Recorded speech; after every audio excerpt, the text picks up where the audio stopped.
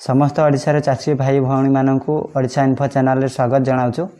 ओडिशार चाषी भाई भौणी मानक गोटे बड़ खुशी खबर सीएम किसान आसंता किस्ती नुआखाई पर्व में मिलवा जाऊँगी। जदि आपण पूर्वर सीएम किसान रे रजिस्ट्रेशन करिसेंती किंतु आगरू केबे सीएम किसान टंका पाई पार नाहंती तेबे आपण स्थिति जांच एवं ईकेवाईसी चेक करिया पई ए वीडियोटी को संपूर्ण भाव में देखंतु। स्थिति जांच करिया पई आपण गूगल किंबा क्रोम ब्राउजर को ओपन करंतु एवं सर्च बार उपरे टाइप करंतु सीएम किसान। देखि पारुथिबे ऊपर जो ऑफिशियल लिंक टी आसुची सीएम किसान रो से लिंक रे क्लिक करंतु। क्लिक करनेला परे देखंतु एबे आमे सीएम किसान रो ऑफिशियल वेबसाइट रे आमे पहुंच जाइछु। आपण माने देखि पारुथिबे गोटे ऑप्शन शो होउची। देखंतु एठारे ऊपर चाषी पंजीकरण गोटे ऑप्शन टी शो होउची। जदि आपण पूर्वरु केबे रजिस्ट्रेशन करि नाहंती तेबे आपण एठारे रजिस्ट्रेशन करि परिबे एवं आपण सीएम किसान रो बेनिफिट नै परिबे। एवं जो चाषी भाई माने पूर्वरु पंजीकृत करि सारि छथि चलंतु देखिबा केमती स्थिति जांच करिया। देखंतु एठारे गोटे ऑप्शन शो होउची पूर्वरु पंजीकृत एवं एठारे देखंतु लेखा आइची स्थिति जांच करंतु।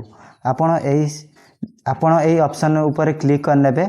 एई ऑप्शन ने क्लिक करनेला परे देखंतु एठारे आपनकु मागिबो आधार नंबर किंबा टोकन नंबर। आपनको पाखरे जोडा थिबो आपण देई परिबे।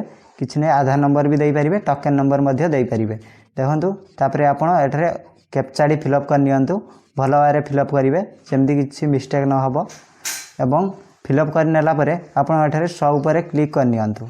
100 ऊपर क्लिक कर साला परे देखंतु एठारे आपनकर सब पर्सनल डाटा गुडा सह होबो। आपण देखिबे एठारे गोटे ऑप्शन लेखा आइथिबो लैकिंग मैंडेटरी पैरामीटर। जदि एठारे आपनकर एनए लेखा आइथिबो तेबे आपण सब किछि ठीक ठाक अछि। आपण सीएम किसान टंकाटी नेक्स्ट किस्ती पाइबे। जदि आपनकर लैकिंग मैंडेटरी पैरामीटर रे एनए व्यतीत अन्य कोनोसी डिटेल्स इनसफिशिएंट आसुची तेबे आपण पुणी थरे रजिस्टर करंतु एवं ता सहित आपण माने ईकेवाईसी मध्ये कंप्लीट करंतु। ईकेवाईसी चेक करिया पई एठारे स्थिति जांच करंतु। एठारे क्लिक करनेबे। क्लिक करनेला परे देखंतु एठारे आपनको ऑप्शन शो होउथबो एप्लिकेंट आधार नंबर एवं कैप्चा कोड।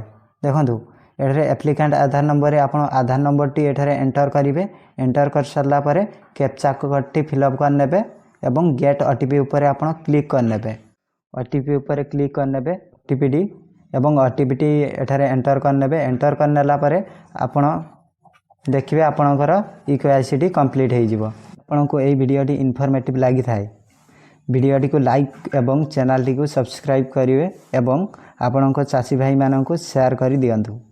धन्यवाद।